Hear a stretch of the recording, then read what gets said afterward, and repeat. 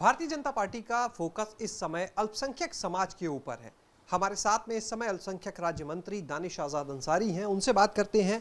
दानिश जी, ये बताइए, पहले रामपुर में एक कार्यक्रम करने जा रहे हैं आप लोग, लाभार्थी सम्मेलन अल्पसंख्यक समाज के लोगों को, फिर बरेली में एक कार्यक्रम हो रहा है, बड़ा फोकस इस समय अल्पसंख्यकों पर। देखिए, भारतीय जनता पार्टी और उत्तर प्रदेश में हमारी योगी सरकार ये अल्पसंख्यकों के हित के लिए लगातार कार्य करने वाली सरकार है।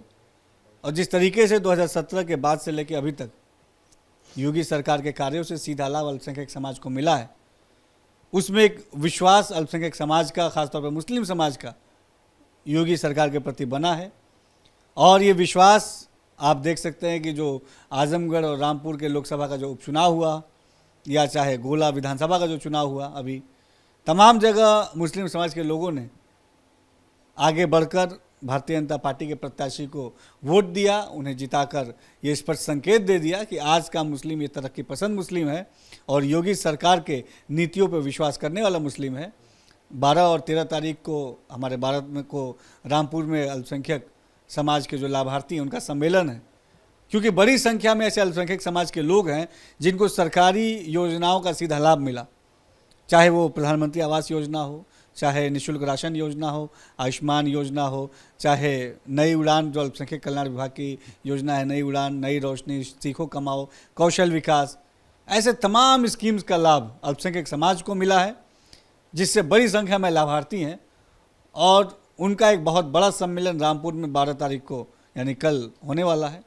13 तारीख को बरेली में जो मुस्लिम समाज का पिछड़ा वर्ग है, जो पासमानदा समाज कहलाता है, उसका एक बहुत बड़ी पासमानदा समाज के लोग जो है एक बहुत बड़ी धन्यवाद रैली कर रहे हैं बरेली में, जिसमें वो मुख्यमंत्री योगी आदित्यनाथ जी को और प्रधानमंत्री नरेंद्र मोदी जी को वो धन्यवाद देंगे कि इन हमारे प्रयासों से उनका जीवन आगे बढ़ा है, हमारी योजनाओं से उनको लाभ मिला है और हमारे प्रयासों से वो तरक्की की तरफ आगे बढ़ रहे हैं। तो आप देखिए कि बड़ी संख्या में मुस्लिम समाज आज भारतीय जनता पार्टी से जुड़ रहा है, योगी सरकार की नीतियों से, मोदी सरकार की नीतियों से प्रभावित होकर पार्टी से जुड़ रहा है।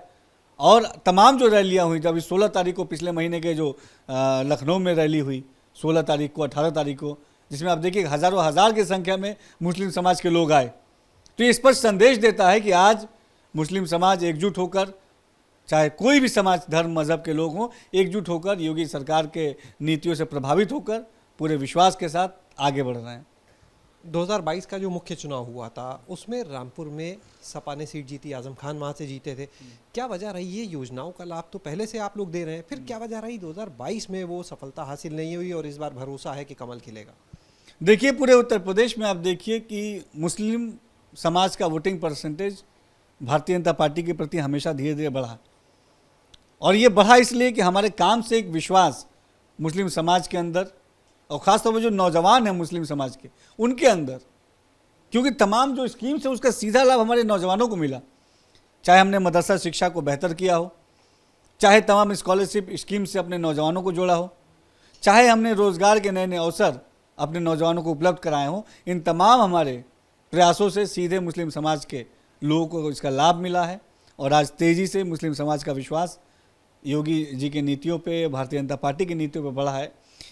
और इस जो अभी रामपुर का जो चुनाव होने वाला है, इसमें भारतीय जनता पार्टी का प्रत्याशी भारी बहुमत के साथ जीतेगा, और इस जीत से एक स्पष्ट संदेश देने का काम मुस्लिम समाज करेगा कि हमको योगी सरकार की नीतियों पे, इनके कार्यों पे, इनके किए गए प्रयासों पे पूरा विश्वास है, और हम सब मिलकर तरक्की की तरफ अपनी मुहर लगाते हैं। हर तरफ एक चर्चा है बहुत तेजी से कि इस समय भारतीय जनता पार्टी जो है वो अल्पसंख्यकों पर फोकस कुछ ज़्यादा ही कर रही है पहले के मुकाबले। कोई खास वजह क्या लगता है? इनके बिना काम नहीं चलेगा? भारतीय जनता पार्टी ने, योगी सरकार ने हमेशा समाज के तमाम तबके को, चाहे वो किसी भी जाति, धर्म, मजहब के लोग हों, उनको उनके लिए काम करना, उनको प्रोत्साहित करके आगे बढ़ाना, इस दिशा में काम किया है। और अब बड़ी संख्या में लोग, हमारे मुस्लिम समाज के लोग खास तौर पे, वो भारतीय जनता पार्टी से जुड़ रहे हैं।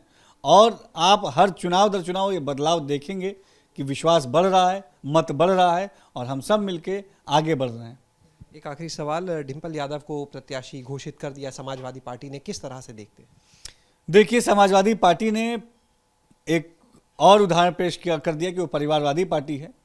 अगर उन्हें वाकई में आम जनमानस की चिंता होती तो वो किसी अपने किसी संगठन के पदाधिकारी को लड़ाते, लेकिन उन्होंने हमेशा अपने परिवार को आगे बढ़ाने में विश्वास रखा है और आम जनता भी जानती है, इसलिए उन्होंने चुनाव दर चुनाव उन्हें नकारने का भी काम किया है। और इस चुनाव में भी, मैनपुरी चुनाव में भी भारतीय जनता पार्टी का प्रत्याशी वहाँ पर जीत का परचम लहराएगा। तो ये थे हमारे साथ में दानिश आज़ाद अंसारी। इनका साफ तौर पर कहना है कि भारतीय जनता पार्टी लगातार अल्पसंख्यकों के लिए काम कर रही है और उसी काम को लेके अब लोगों के बीच में बताने का काम भी करेगी कि उन्होंने क्या काम किया इस समुदाय के लिए, इस वर्ग के लिए। और निश्चित रूप से भरोसा है पार्टी को कि इस बार रामपुर में भी कमल का फूल खिलेगा। आजम खान की जो सीट रही कभी, और जहां तक बात की जाए मैनपुरी के चुनाव को लेकर जो उपचुनाव है, तो उन्होंने कहा कि समाजवादी पार्टी ने एक बार फिर से साबित कर दिया है कि वो परिवारवादी पार्टी है। कैमरा सहयोगी प्रमोद के साथ शैलेश अरोरा, एबीपी गंगा, लखनऊ।